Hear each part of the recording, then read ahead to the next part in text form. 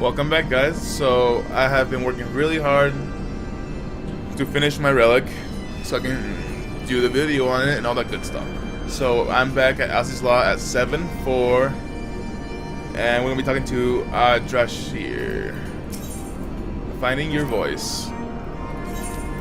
I'm going to take this quest as a scholar, and then we're going to get the hyperconductive Tetrabibios.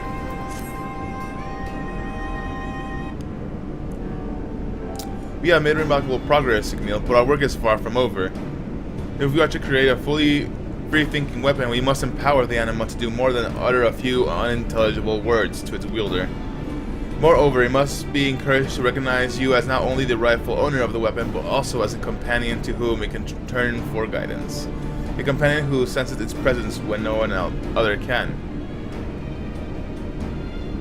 Quite why that should be the question, which confounded me for some time.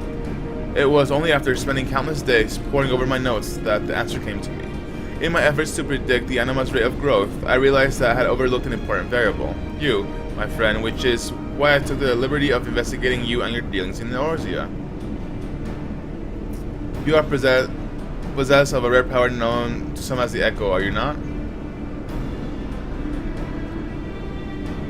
I have read that it conveys supernatural sensitivity to psyches of others. And what is the Anima but a nascent psyche? You're saying you've got to have special powers to see the bloody thing? Special powers, that's only a handful of folks got. Well, that's just great, isn't it?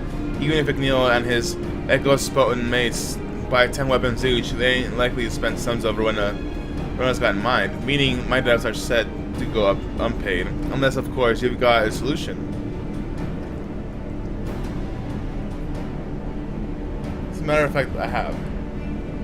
Unlike the quasi-souls of golems and other constructs, the Anima is unique in it was created using a pure ethereal energies of astral and umbral noodles. As such, it bears no residual imprint on another psyche and therefore possesses the potential for cognizance and growth. Having no reason to or desire to grow, golems can typically subsist almost indefinitely on the energy of their initial ether infusion. The Anima, however, is quite different. Being in a state of constant development, it requires constant supply of ether, and while it is capable of sustaining itself by drawing upon the natural occurring ether of its immediate surroundings, I have theorized that the cause of its marked growth to this point, in fact, its close proximity with you, Igneel. The weapon serves as a conduit between you and the Anima, feeding it energy at a steady, albeit slow pace. If we could somehow improve the weapon's conductivity, I'm sure it would promote faster growth, enhancing the Anima's ability to communicate. But that's not all. Should we improve the conductivity sufficiently, the resilient strengthening of the connection between Anima and wielder could, in theory, facilitate communication even in the absence of the Echo, failing two birds with only a single stone. Which is where you come in, Gerla. Do you think you can improve the ethereal conductivity of our Anima's lodgings? I can't bloody well say no, can I? I reckon I should be able to get the ether flowing a bit freer between Igneel and Anima, but they'll come at a cost. By improving the weapon's conductivity, they'll become extra sensitive to anyone touching it, and that includes me when I'm pounding on it with a hammer. My energy is pouring into the Anima could muddle up whatever reaction Igneel's already got with it. I mean, if the bloody thing was to take after me instead of old Igneel here.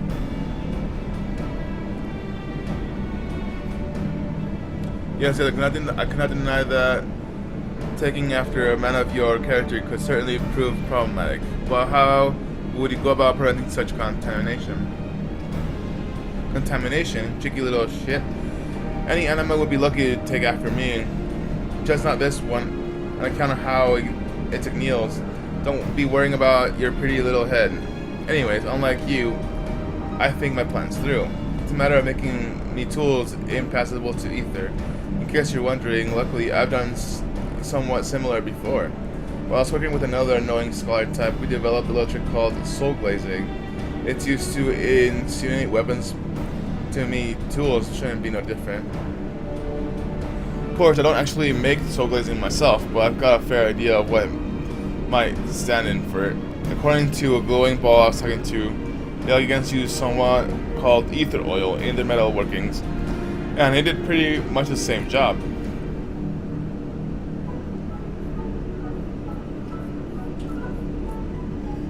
It should be rare, expensive, or a bit of both, but you get experiences with that sort of thing, don't you, lad? So run along and find us 5 pots of ether oil for me, hammer, and anvil, and you got your, all that. I am of course grateful to you for identifying a solution, but it is a pity that you did not think to ask this glowing ball of yours where to acquire it. Mayhap next time you can think you plan through a little more, yes? I apologize for this gross imposition, but I fear we must have that ether oil if you are to proceed. In the meantime, Gorilla and I will continue researching on how best to foster the Anima's development. Cool. Now that all that's out of the way, so the best way to get these oils is through doing the weekly quest, Arc of the Archmages, something like that. It's when you do all 3 towers. The Crystal Tower, the Sirius Tower, and the World of Darkness. From this person here, Corsair. Now, if you just do this, you get 1 every week, right there. So I just been doing them for fun, cause why not? I don't have much to do. You do 3 towers a week, nothing too crazy, and I've saved them up, and I have them all. So let's get them out.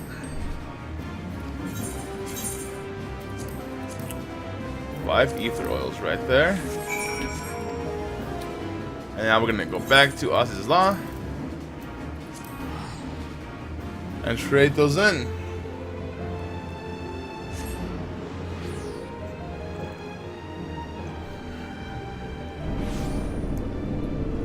And we're back again over there. Blah blah blah. If you want to grind this out, each ether oil is about, I think it's like 1600 ESO each, so I recommend at least doing 1 tower a week, like that quest once a week, and then buying 1 if you want to get it fast, because that's a lot of grinding and you don't want to do that. Okay, so now we take off the book again and then finish the quest. We shall set to work as soon as you return with the ether oil.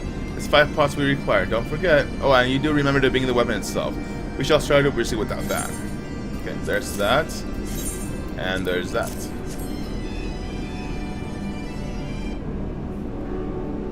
Well done, friend. While you were abroad acquiring these, we saw to the further less injurious matter of your own preparations. In the process, we happened upon an archive with a particularly riveting section of text on ether chemical research that may well prove useful in the future.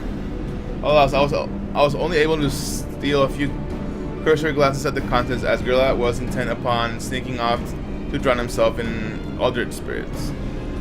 Would that he were keen to immerse himself in his works. Pious little prig, a youngin' like you wouldn't understand. Let me muse, me inspiration. All my best ideas come after me drowning somewhat strong. Is that right? Then what a pity you abstained for as long as you did. Had you only been a little bit more inebriated, might have devised a plan which didn't involve putting Igneel into such trouble.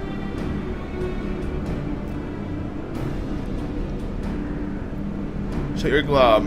Caught me an anvil with that oil before I crack 1 of them pots over your head. Okay. There, applying the oil was much easier than I expected. How did you fare with your hammer? She's oiled up, ready for action. There's no telling how long the coating will last, though. Time to get pounding. Please do be careful, girl. Igneel went to great lengths to procure that oil. I would not have him go through all that trouble again for any error on our part. I think you're forgetting who you're talking to, lad. My only error is making weapons that are too good for their owners. Company expected it, of course. Besides, I drowned a bottle of that good stuff not long ago. Never felt better. Well, I'm glad to hear he drinks some. Did you say a bottle? The whole bottle? Seven hells, man. I can't not in good conscience let you work in those conditions. But don't be so draft. It weren't bad stuff, less I don't think it was. I found it when you were reading about the ether something. Anyway, there's only one way to find out how good it really was. Hammer and time. Nope, it's too late now. Oh my god.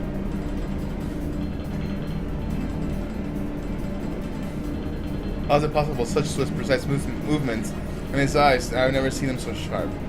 Is he quite certain it was the alcohol he drank and not some manner of invigorating tonic?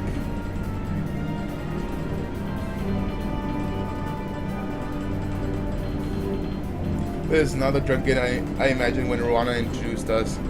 Mayhap, we should keep another bottle on hand in case he should be required to crush something else, I mean.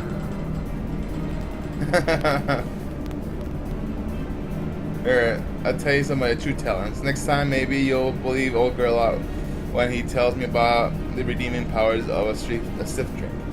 Now then, Igneel, hold her up and see how she feels. Like an extension of your arm, I bet. Well, with the aether flowing so free. Ooh. There we go. A genuine bona fide bleeding masterpiece, fashioned for the realm's greatest adventure by her greatest living blacksmith. Hyperconductive copy of Tetra Bios. Magnificent, simply magnificent. You can almost feel the ethereal energies crossing through it. What effect do you suppose it will have on the Anima?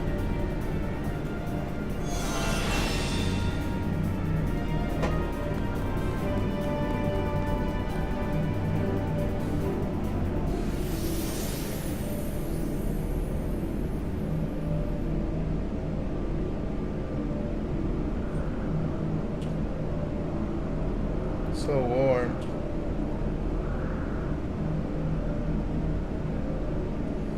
At last, I feel myself cool. Would you share your ether, the very essence of your being, to support me?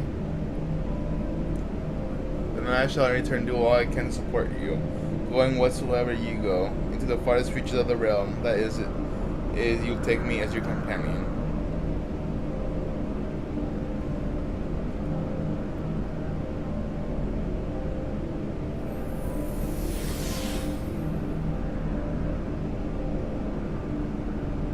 Igneel, I take the Anima spoken with you once again. I was completely laying fingers, was it not? Far longer certainly than the last scant whisper you described before. This is progress, my friend. Tangible progress. Should our young charge continue to develop at this rate, it may not be long before Gerla and I can converse with it as well. At last, our goal of a free-thinking weapon is within reach. Impressed, are you? Well, the Anima weapon just the start. Feast your eyes on the little beauty.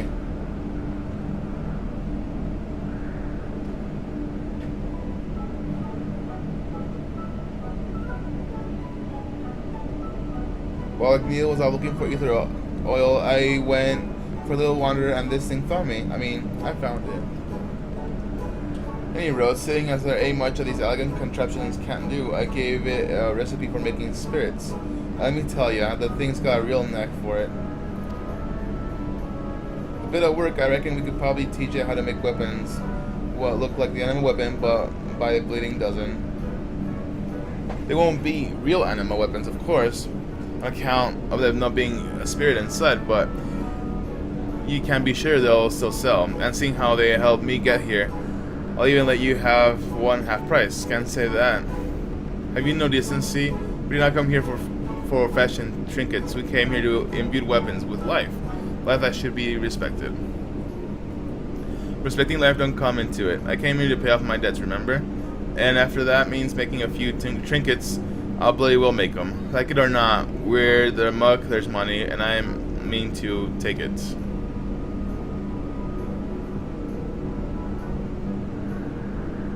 Drinking may have served your steady arm, but I see your moral compass remains as wayward as ever. plainly, there are limits to even alcohol's miraculous power. But let us set aside Gerlach's scheming for the present.